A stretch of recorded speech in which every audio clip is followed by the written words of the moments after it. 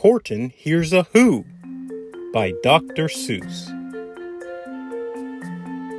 On the 15th of May, in the jungle of Newell, in the heat of the day, in the cool of the pool, he was splashing, enjoying the jungle's great joys, when Horton the Elephant heard a small noise. Yelp. So Horton stopped splashing. He looked towards the sound. That's funny, thought Horton. There's no one around. Then he heard it again, just a very faint yelp, as if some tiny person were calling for help. I'll help you, said Horton. But who are you? Where? He looked and he looked. He could see nothing there, but a small speck of dust blowing past through the air. I say, murmured Horton, I've never heard tell of a small speck of dust that is able to yell. So you know what I think? Why, I think that there must be someone on top of that small speck of dust. Some sort of creature of very small size, too small to be seen by an elephant's eyes. Some poor little person who's shaking with fear that he'll blow in the pool. He has no way to steer. I'll just have to save him, because after all, a person's a person, no matter how small.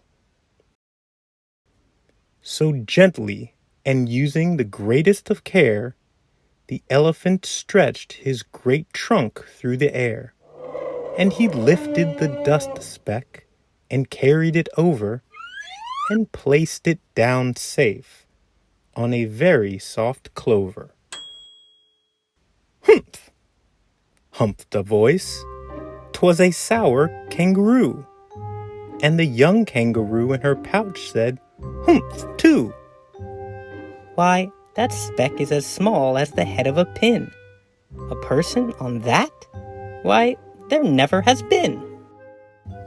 Believe me, said Horton, I tell you sincerely, my ears are quite keen, and I heard him quite clearly.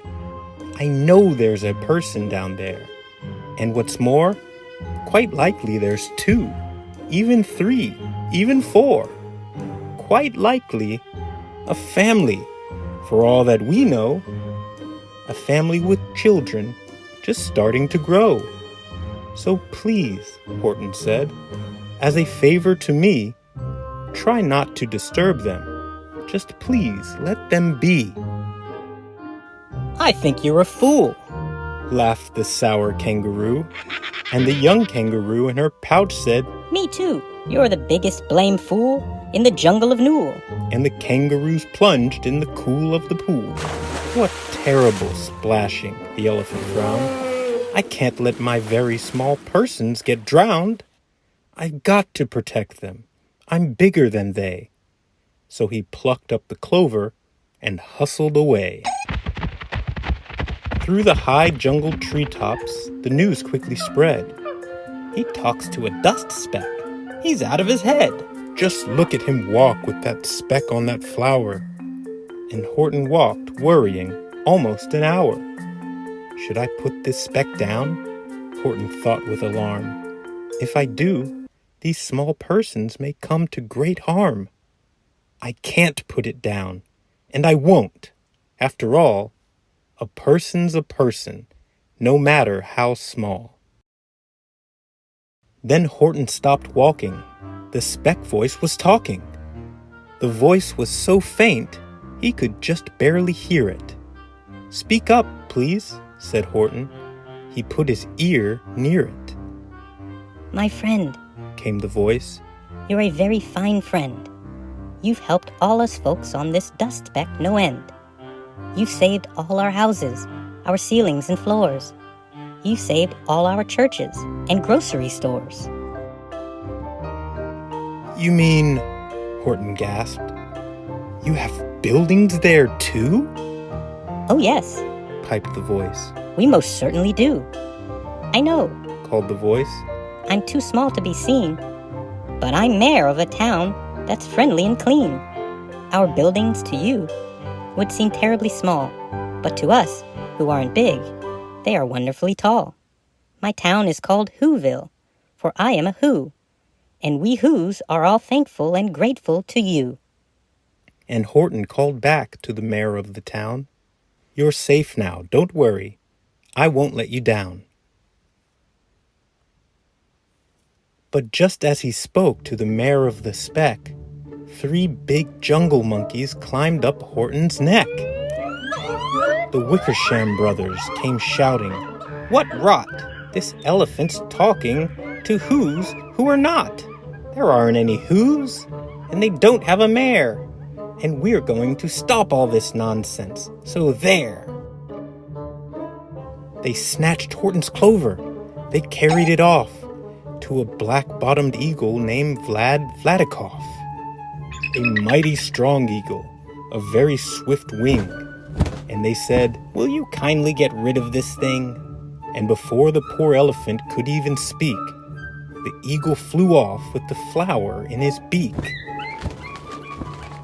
All that late afternoon and far into the night, that black-bottomed bird flapped his wings in fast flight, while Horton chased after with groans over stones that tattered his toenails and battered his bones, and begged, Please don't harm all my little folks who have as much right to live as us bigger folks do. But far, far beyond him, that eagle kept flapping, and over his shoulder called back, Quit your yapping.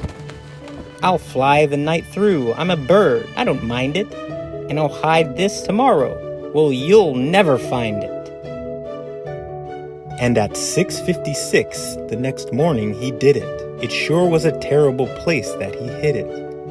He let that small clover drop somewhere inside of a great patch of clovers 100 miles wide.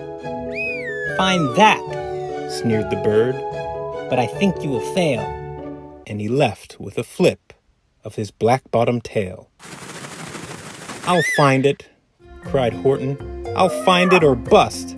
I shall find my friends on my small speck of dust. And clover by clover with care, he picked up and searched them and called, Are you there? But clover by clover he found that the one that he sought for was just not around.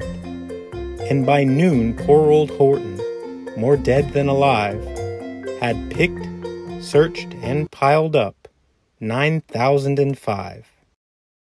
Then, on through the afternoon, hour after hour, till he found them at last, on the 3 millionth flower.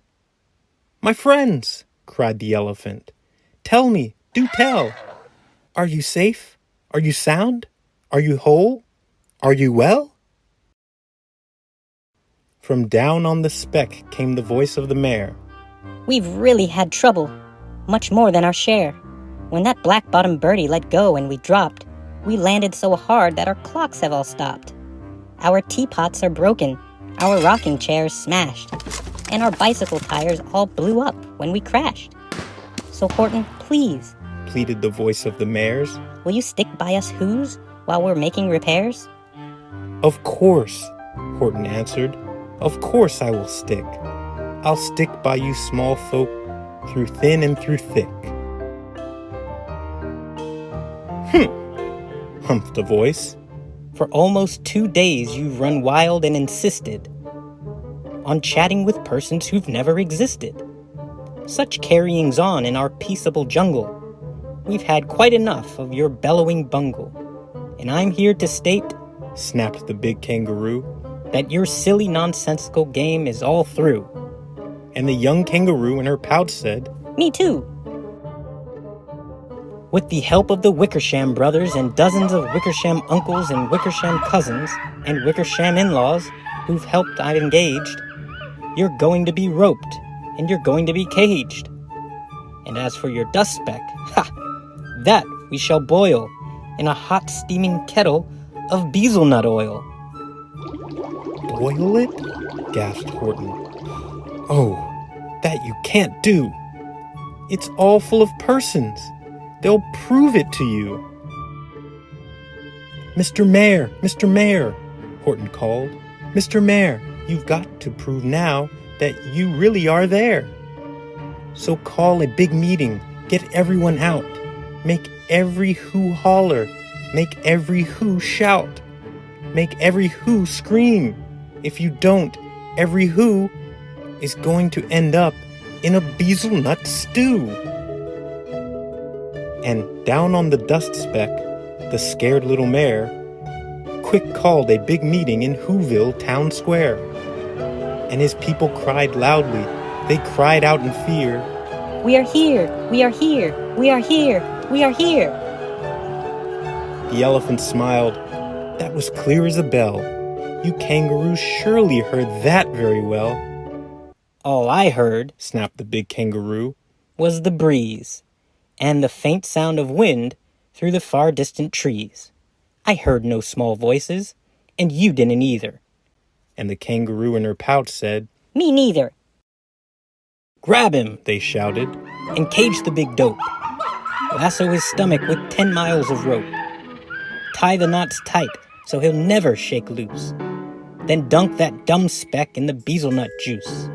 Horton fought back with great vigor and vim, but the Wickersham gang was too many for him. They beat him, they mauled him, they started to haul him into his cage, but he managed to call to the mayor, "Don't give up, I believe in you all. A person's a person no matter how small. And you very small persons will not have to die if you make yourselves heard, so come on now and try." The mayor grabbed a tom-tom, he started to smack it, and all over Whoville they whooped up a racket. They rattled tin kettles, they beat on brass pans, on garbage pail tops and old cranberry cans. They blew on bazookas and blasted great toots, on clarinets, oompas, boompas, and flutes. Great gusts of loud racket rang high through the air. They rattled and shook the whole sky, and the mayor called up through the howling, mad hullabaloo, Hey, Horton, how's this? Is our sound coming through? and Horton called back, "I can hear you just fine, but the kangaroo's ears aren't as strong quite as mine. They don't hear a thing. Are you sure all your boys are doing their best? Are they all making noise? Are you sure every who down in Whoville is working? Quick, look through your town. Is there anyone shirking?" Through the town rushed the mayor, from the east to the west, but everyone seemed to be doing his best. Everyone seemed to be yapping or yipping. Everyone seemed to be beeping or bipping. But it wasn't enough, all this ruckus and roar. He had to find someone to help him make more. He raced through each building. He searched floor to floor. And just as he felt he was getting nowhere, and almost about to give up in despair, he suddenly burst through a door, and that mayor discovered one shirker, quite hidden away in the Fairfax apartments, apartment 12J. A very small shirker named Jojo was standing, just standing, and bouncing a yo-yo, not making a sound, not a yip, not a chirp. And the mayor rushed inside and he grabbed the young twerp. Whoa! And he climbed with the lad up the Eiffel Tower. This Cried the mayor. is your town's darkest hour. The time for all who have blood that is red to come to the aid of their country. He said. We've got to make noises in greater amounts. So open your mouth, lad, for every voice counts. Thus he spoke as he climbed. When they got to the top, the lad cleared his throat and he shouted, Yup! Yup, yup, yup, yup, yup. and that yop, That one small extra yop put it over. Finally, at last, from that speck on that clover, their voices were heard. They rang out clear and clean, and the elephant smiled. Do you see what I mean? They've proved they are persons, no matter how small, and their whole world was saved by the smallest of all. How true. Yes, how true, said the big kangaroo. And from now on, you know what I'm planning to do? From now on, I'm going to protect them with you. And the young kangaroo in her pouch said, Me too. From sun in the summer, from rain when it's fallish, I'm going to protect them, no matter how smallish.